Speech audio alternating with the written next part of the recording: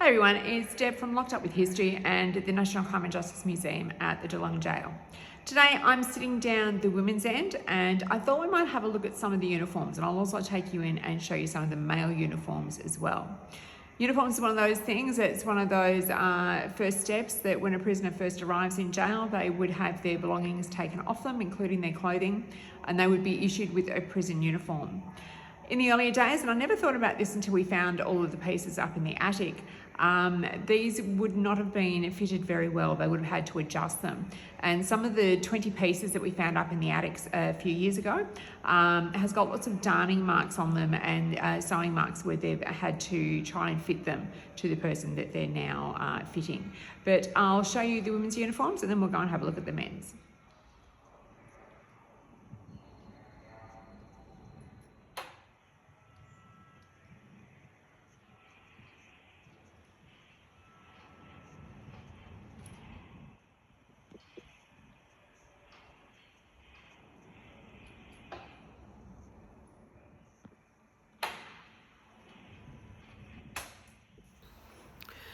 You can see the 10 changes in male convict uniforms that have occurred between 1788 and 2020 in these examples here.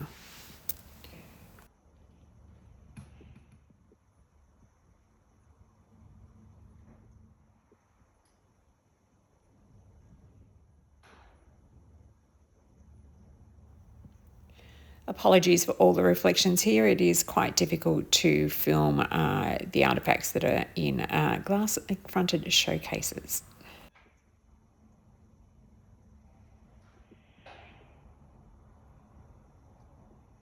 One of the other really cool things is, as I sort of briefly mentioned, a few years ago, Rob got up into the attic and managed to find about 20 pieces of old uniforms.